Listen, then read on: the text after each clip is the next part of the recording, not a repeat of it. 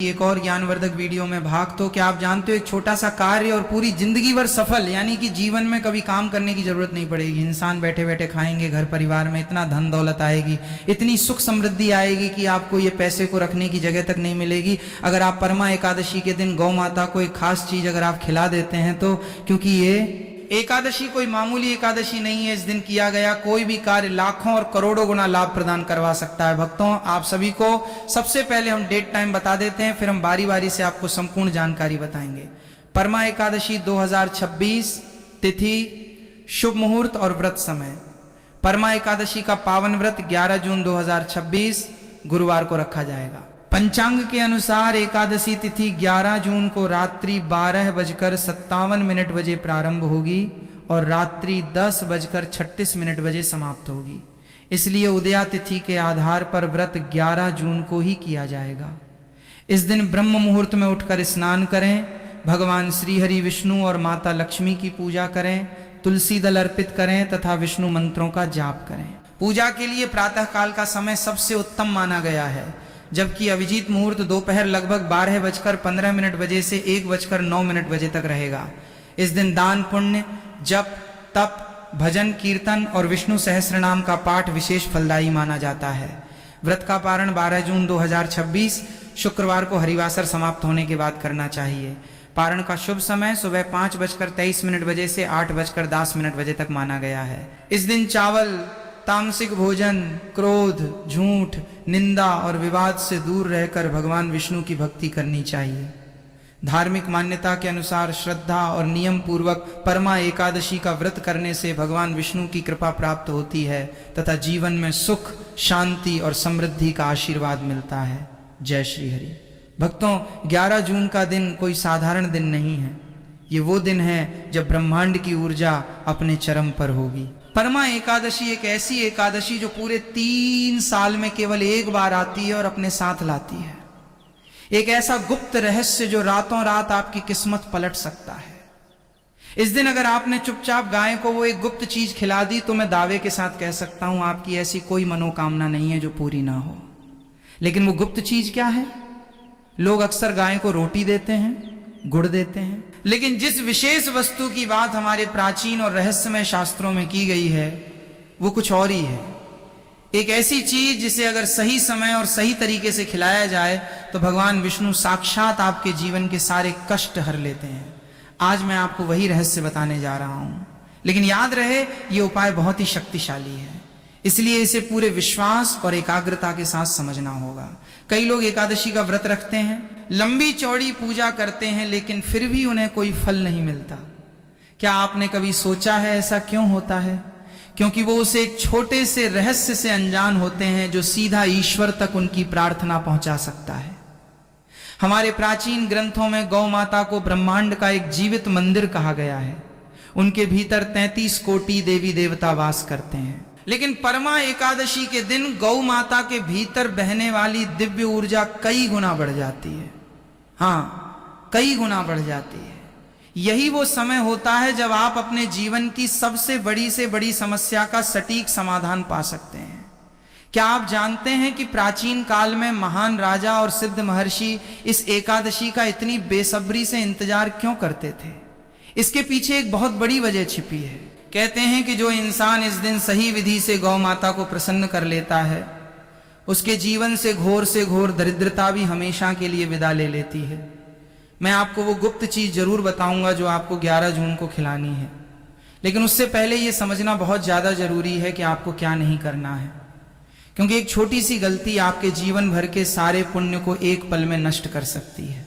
अक्सर लोग जाने अनजाने में गाय को बचा हुआ खाना या फिर बासी रोटी दे देते हैं।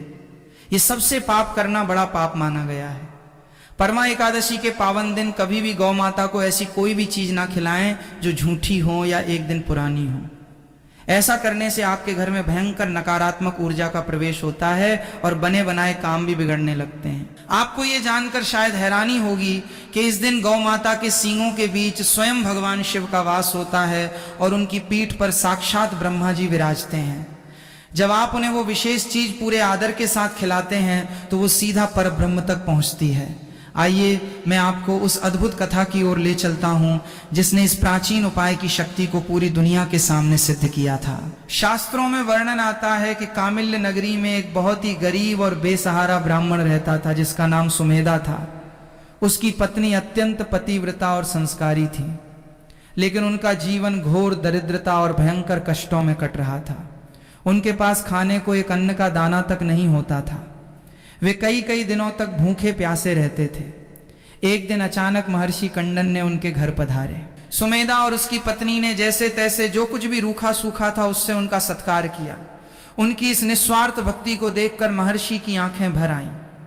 तब उन्होंने सुमेधा को इस परमा एकादशी का एक ऐसा रहस्य बताया था जो आम इंसानों की पहुंच से बहुत दूर था। उन्होंने कहा था कि हे सुमेधा, जब परमा एकादशी आए तो तुम गौ माता को वो गुप्त चीज खिला देना। सुमेधा ने बिल्कुल वैसा ही किया जैसा महर्षि ने बताया था, और आप शायद इस बात पर यकीन नहीं मानेंगे। अगले ही दिन सुबह जब सुमेधा उठा तो उसका वो छोटा सा मिट्टी का झोंपड़ा एक बहुत विशाल और सुंदर महल में बदल चुका था। उसके घर में धन धान्य और सोने चांदी का अंबार लग गया था। यह कोई साधारण चमत्कार नहीं था, ये उस गुप्त वस्तु और परमा एकादशी की वो असीम शक्ति थी जिसे आज के इस आधुनिक युग में हम पूरी तरह से भूल चुके हैं। इस कथा से हमें ये समझ आता है कि ब्रह्मांड हमेशा उन लोगों की मदद करता है जो सही समय पर सही कर्म करते हैं। परमा एकादशी के दिन किए गए दान और पुण्य का फल कभी खाली नहीं जाता। जब आप गौ माता के पास जाएं तो इस बात का भी विशेष ध्यान रखें कि वो किस रंग की गाय है।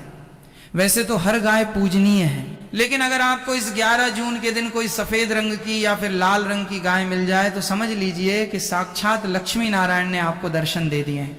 सफेद गाय को शांति और आध्यात्मिक उन्नति का प्रतीक माना गया है, जबकि लाल गाय धन और भौतिक सुख सुविधाओं की वृद्धि करती है। जब आप उस गाय को वो गुप्त चीज खिलाएंगे तो आपके शरीर से एक विशेष प्रकार की ऊर्जा तरंगे निकलेंगी जो सीधे गौ माता के आभा मंडल से जाकर मिल जाएंगे। आधुनिक विज्ञान भी अब इस बात को मानने लगा है कि गाय के पास रहने से और उन्हें स्पर्श करने से हमारे शरीर का तनाव और मानसिक बीमारियां दूर होती हैं। लेकिन हमारे ऋषियों ने ये बात हजारों साल पहले ही जान ली थी। उन्होंने हमें बताया था कि गाय की रीढ़ की हड्डी में सूर्य केतु नाड़ी होती है। जब आप प्यार से गौ माता की पीठ पर अपना हाथ फेरते हैं तो वो सूर्य केतु नाड़ी जागृत हो जाती है और उसमें से स्वर्ण का अंश उत्पन्न होता है जो सीधे आपके शरीर में सकारात्मक ऊर्जा के रूप में प्रवेश करता है। यही कारण है कि परमा एकादशी के दिन जब ये नाड़ी सबसे ज्यादा सक्रिय होती है, तब आपका किया गया ये छोटा सा गुप्त उपाय आपको अप्रत्याशित परिणाम देता है।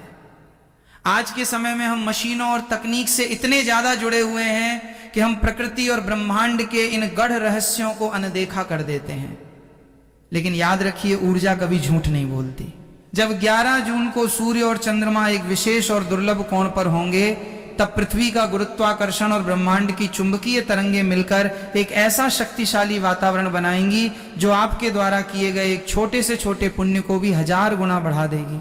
ऐसे में अगर आप वो गुप्त चीज गौ माता को खिलाते हैं तो आपके बरसों से रुके हुए काम अपने आप बनने लगेंगे। अगर आप भारी कर्ज में डूबे हुए हैं तो आपके लिए अचानक से धन प्राप्ति के नए रास्ते खुलेंगे।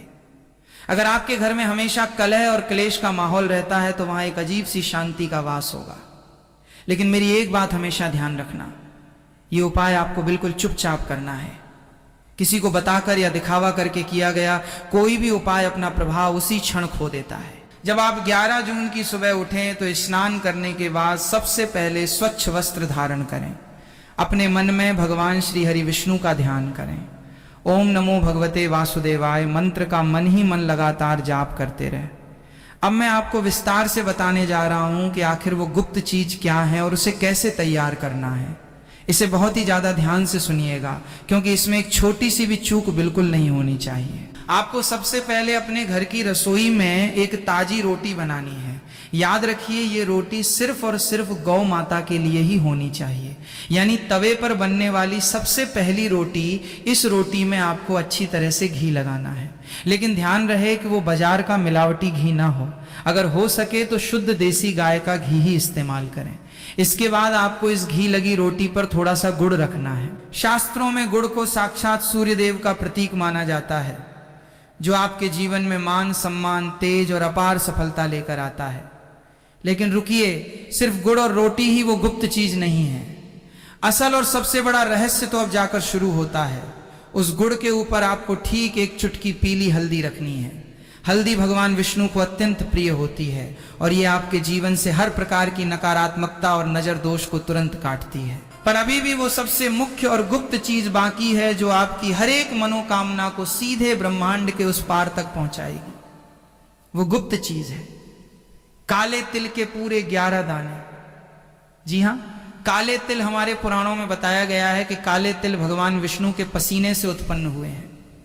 जब आप उस घी लगी ताजी रोटी पर गुड़, एक चुटकी हल्दी और बिल्कुल गिनकर 11 काले तिल के दाने रखते हैं तो ये कोई साधारण भोजन नहीं रह जाता, ये एक महाप्रसाद बन जाता है। एक ऐसा परम दिव्य भोग जो सीधा आपके दुर्भाग्य को सौभाग्य में बदलने की ताकत रखता है। आपको इस तैयार की गई रोटी को अपने दाहिने हाथ में आदर पूर्वक लेना है। एक बात और जो आपको कोई नहीं बताएगा वो ये है कि जब आप घर से ये गुप्त सामग्री लेकर निकलें तो पीछे मुड़कर बिल्कुल न देखें। अगर कोई आपको रास्ते में टोके या आवाज दें तो उसका जवाब न दें। आपका पूरा ध्यान सिर्फ और सिर्फ उस कार्य पर होना चाहिए जो आप करने जा रहे हैं। इसे तंत्र शास्त्र में एकाग्रता का अचूक नियम कहा गया है। जब इंसान अपनी पूरी मानसिक ऊर्जा को एक ही विचार पर केंद्रित कर देता है और उसे 11 जून जैसी पवित्र तिथि का साथ मिल जाता है तो उस विचार को हकीकत में बदलने से दुनिया की कोई भी नकारात्मक शक्ति रोक नहीं सकती। कई बार लोग उपाय तो कर लेते हैं लेकिन उनके मन में शंका होती है कि पता नहीं ये काम करेगा या नहीं। ये शंका ही वो दीमक है जो आपके उपाय की जड़ों को खोखला कर देती है। इसलिए जब आप वो गुड़, हल्दी और काले तिल वाली घी की ताजी रोटी लेकर चलें तो आपके मन में रत्ती भर भी संदेह नहीं होना चाहिए। घर से बाहर निकलकर किसी ऐसी गाय को खोजे जो आपके घर के आसपास कहीं खड़ी हो। जब आप ये दिव्य रोटी गौ माता को खिलाएं तो उस समय आपकी आंखें उनके चरणों में होनी चाहिए, न कि उनके चेहरे पर मन ही मन अपनी वो एक सबसे खास मनोकामना बोले जो आप चाहते हैं कि हर हाल में पूरी हो। चाहे वो मनचाही नौकरी की हो, व्यापार में भारी मुनाफे की हो या फिर किसी गंभीर बीमारी से छुटकारे की हो। अपनी हर परेशानी और अपना हर दर्द भगवान विष्णु और गौ माता के चरणों में सौंप दें। भगवान श्री कृष्ण ने भी गीता में कहा है कि जो मनुष्य निस्वार्थ भाव से बेजुबान जीवों की सेवा करता है वो सीधा मेरे हृदय में स्थान पाता है। और जब बात गौ माता की हो तो वो सिर्फ एक जीव नहीं बल्कि एक चलता फिरता ब्रह्मांड है। आप सोचिए, जिस जीव के गोबर में लक्ष्मी का वास हो, जिसके मूत्र में गंगा का वास हो, उसकी महिमा कितनी अपार होगी। आज की भाग दौड़ भरी जिंदगी में हम इन सब चीजों से बहुत दूर हो गए हैं। हम तनाव में जीते हैं, बीमारियों से घिरे रहते हैं और पैसों के पीछे भागते रहते हैं। लेकिन असल शांति और समृद्धि का रास्ता इन्हीं छोटे छोटे लेकिन बेहद शक्तिशाली उपायों से होकर गुजरता है। 11 जून का दिन आपके लिए एक वरदान साबित हो सकता है। ये दिन उन सभी लोगों के लिए एक नई उम्मीद की किरण है जो चारों तरफ से